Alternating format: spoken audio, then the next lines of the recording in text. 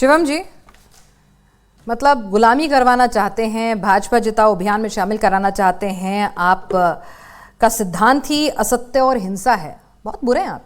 हाँ, हम तो हैं ही। केजरीवाल जी के लिए तो वैसे भी हमें बुरे होना ही चाहिए, क्योंकि जाहिर है विपक्ष हैं, तो विपक्ष के तौर पर तो उस तरीके से ठीक है। लेकिन आपने शुरुआत में एक रिपोर्ट पढ़ी और मुझे जब आप वो रिपोर्ट पढ़ रही थी तो मुझे सुन के एक बार को मेरे कान खड़े हुए कि आप बोल क्या रही हैं। आपने बोलते बोलते बीच में बोला कि केजरीवाल के हाथ में एथेनॉल की बोतल है। अरे एथेनॉल नहीं, शराब की बोतल बोलना चाहिए था आपको। एथेनॉल कहां से आ गया उनके हाथ में? खैर, coming back to the point. देखिए, किसी भी चीज में ना सिर्फ मुझे लगता है कि आप रिटोरिकल बातें बोल दें, कुछ भी कहकर निकल जाएं। मैं किसी भी चीज पर सिर्फ रिटोरिकल बोल दूं और उसमें कोई भी चीज टेक्निकल ना हो, तो मुझे लगता है कि वो बहुत ज्यादा राजनीतिक हो जाती है। उनसे अगर हम डिलिमिटेशन की बात करें, संजय सिंह को यह बताना चाहिए था डिलिमिटेशन से प्रॉब्लम क्या है। संजय सिंह को यह बताना चाहिए था कि कैसे भाजपा उससे जीत जाएगी।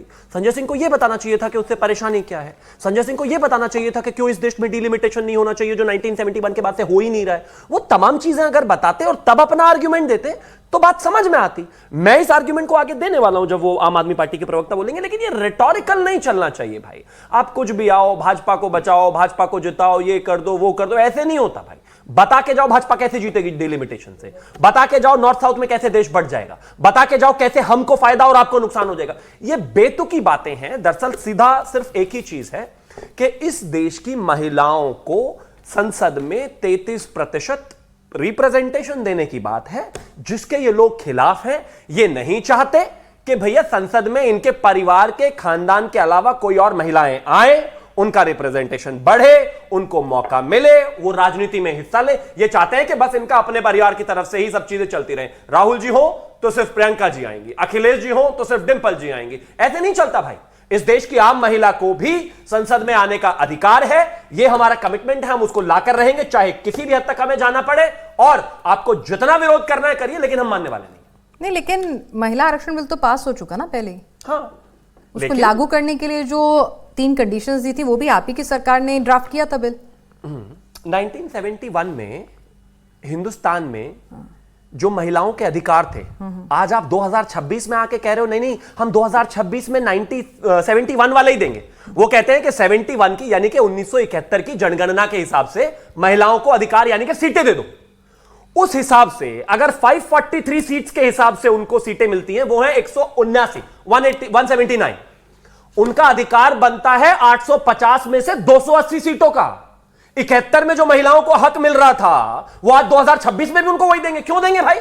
उनका अधिकार 280 सीटों का है। जब लोकसभा बढ़ेगी, डिलिमिटेशन होगा, सारी चीजें होंगी, उसके बाद उनको अधिकार मिलेगा। और एक और चीज मैं कहना चाहता हूं, अगर मान लीजिए फर्ज करिए, यह हर किसी के साथ हो सकता है, कल अखिलेश यादव जी की जो पुरुष सीट है, अगर वो महिला सीट हो गई तो क्या होगा? अखिलेश जी क्या मतलब सांसद पति लिखवा कर घूमेंगे अपनी गाड़ी पर कि मैं सांसद, मेरी पत्नी है, उनका है। और चलिए, हम तो आदरणीय प्रधानमंत्री जी की हो गई तो वो तो हम तो महिलाओं का बिल लेकर आ रहे हैं उसके समर्थन में। अगर राहुल गांधी की आ गई तो उनके पास तो ये ऑप्शन भी नहीं है, वो तो वो भी नहीं कर सकते, वो भी नहीं लिखवा सकते। तो ये बेतुकी बात है। और अब अंत में आना चाहता हूं, जिन पुरुषों ने महिलाओं के लिए, जो लोग सीट बढ़ने के समर्थन में नहीं है और उसको भी एक्सेप्ट नहीं कर रहे, वो अपनी सीट छोड़ देंगे क्या कभी? ये कतई बेतुकी बात है। हम सिर्फ इतना कह रहे हैं कि डिलिमिटेशन 1971 के बाद से डिलिमिटेशन परिसीमन की स्थितियां बनी नहीं है, चीजें ऐसी बन नहीं पाई, महिलाओं को रिप्रेजेंटेशन मिलेगा नहीं। अब हम डिलिमिटेशन के साथ साथ महिला रिजर्वेशन ले आए हैं और उसको लागू करना चाहते हैं, ताकि महिलाओं की 850 में से 280 सीटें हो, 280 सांसद इस देश की आम बेटी, गरीब बेटी पार्लियामेंट में हो और सवाल जवाब करें। किसी को कोई परेशानी नहीं होनी चाहिए। अब अगर संजय सिंह जी को इसमें कोई परेशानी होती तो वो बता कर जाते, मोदी जी जीत जाएंगे, भाजपा जीत जाएगी। ये कोई तर्क नहीं है इन बातों में। भाई, आपके पास तर्क नहीं है, लेकिन आप लोग एकजुट नजर नहीं आ रहे थे।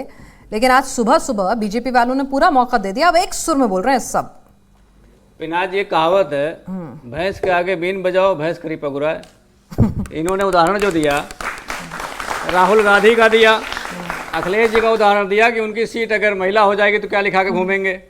अगर नरेंद्र मोदी की सीट महिला हो जाएगी तो वो क्या लिखा के घूमेंगे? मैंने तो कहा था हम तो छोड़ देंगे अपनी सीट। क्या लिखा के घूमेंगे? तो हम ही लेके आ रहे हैं, मैंने कहा था। व्यक्ति बताओ। नहीं, मैंने बताया था, आपने सुना नहीं। अब सुनिए, अब जो मैंने कहा भैंस के आगे बीन बजाओ, भाई एक बात तो है। सुनो, आपके बीच में इनको 10 मिनट बोलने का मौका दिया, किसी ने एक शब्द नहीं बोला। 10 मिनट बोलने लगातार, किसी ने एक शब्द नहीं बोला। जब ये डिमोनेटाइजेशन कर रहे थे तो बोले पूरे देश से भ्रष्टाचार खत्म हो जाएगा, रीढ़ की हड्डी टूट जाएगी, पाकिस्तान से कोई आतंकवादी नहीं आएगा। 10 ऐसे आतंकवादी हमले हुए भारतीय जनता पार्टी की सरकार में, पठानकोट से लेकर के, पुलवामा से लेकर के, पहलगाम से लेकर के, और 300 किलोग्राम आरडीएक्स आ गया देश के अंदर सीमा में। इनको शर्म भी नहीं आती। समस्या इस बात की है, जब किसानों के बिल लेकर आई भारतीय जनता पार्टी, उसके फायदे गिनाने लगी। किसान के 3 बिल आ जाएंगे, किसान समृद्ध हो जाएगा, आय दोगुनी हो जाएगी, 15 लाख खाते में आ जाएंगे।